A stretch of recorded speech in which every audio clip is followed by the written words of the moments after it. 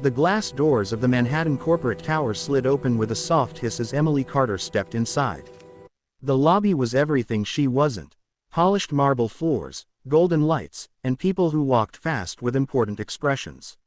Emily wore a plain gray coat, slightly worn at the sleeves, and held a brown envelope close to her chest as if it might disappear. An hour earlier, she had found the envelope on the sidewalk outside the building. It was thick, heavy in a way that made her chest tighten when she opened it just enough to realize it was filled with cash. Rent flashed through her mind. Medical bills. The overdue electricity notice sitting on her kitchen table. But her mother's voice echoed louder. If it's not yours, don't touch it. Emily approached the reception desk where a sharply dressed woman barely looked up from her computer. I'm just returning this envelope, Emily said politely. Before the receptionist could respond, a deep chuckle sounded from behind. Standing near the elevators was Richard Lawson, a well-known millionaire investor who ran one of the companies in the building. His tailored suit probably cost more than Emily earned in a year. Returning an envelope, Lawson repeated with a grin. That's a new one. Several employees nearby turned to watch. Emily felt heat rush to her face but stood her ground. I found it outside, she said. I think it belongs to someone here. Lawson laughed louder this time. Let me guess. You're hoping for a reward. No, sir, Emily answered calmly. I just want to give it back. The receptionist finally looked up, curiosity replacing boredom. Lawson waved a dismissive hand. People don't walk into buildings like this just to do the right thing, he said. There's always a motive. A few quiet snickers followed. Emily's fingers tightened around the envelope, but her voice remained steady. You can check the cameras, she said. I don't need anything. Lawson stepped closer, examining her as if she were a curious exhibit. How much is in there?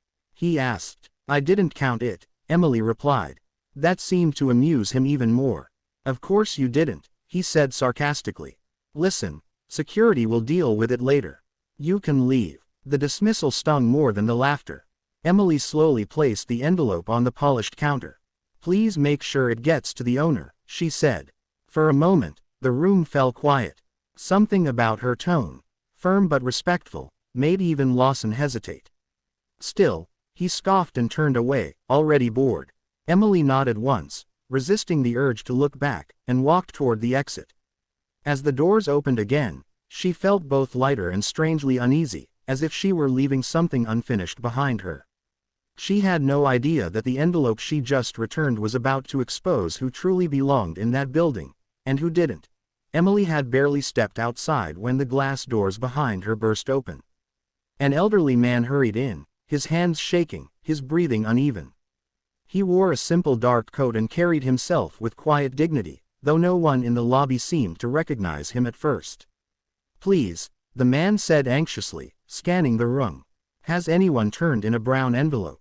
It contains something very important to me. The receptionist froze. Slowly, all eyes shifted to the envelope lying on the marble counter. Emily stopped in her tracks and turned back. That's his, she said calmly, pointing toward the old man. He was looking for it. Richard Lawson frowned, clearly irritated. Sir, are you sure? He asked, walking closer. People claim things all the time. The old man nodded. Yes, it was meant for a donation my late wife and I planned. I must have dropped it outside. He opened the envelope with trembling fingers. When he saw the money was intact, his eyes filled with tears. He clasped his hands together and looked straight at Emily. Thank you, he said softly. You have no idea what this means. Lawson forced a smile. It's good she did the right thing, he said casually. Still, we have procedures.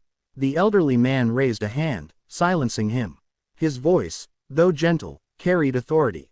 You laughed at her, he said. And you doubted her honesty. The lobby was completely silent now. The man turned to Emily. Miss, may I ask your name? Emily Carter, she replied.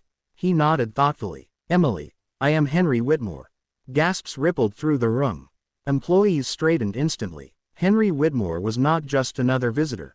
He was the original owner of the building and the majority shareholder of the company Richard Lawson managed. Henry turned back to Lawson, his eyes sharp. Wealth means nothing without character, he said firmly. And today, You showed me exactly who you are. Lawson's face drained of color. Mr. Whitmore, I didn't realize. That, Henry interrupted, is the problem. You judge people before knowing them. He then reached into his coat and handed Emily a business card. You returned what wasn't yours when you needed it most, he said. If you ever need work, or help, my door is open. Emily stared at the card, stunned. Without another word, Henry instructed the receptionist to contact the board. By the end of the day, Richard Lawson was removed from his position. Emily stepped out into the New York afternoon, the city no longer feeling so cold. She hadn't asked for anything, but honesty had returned far more than she gave.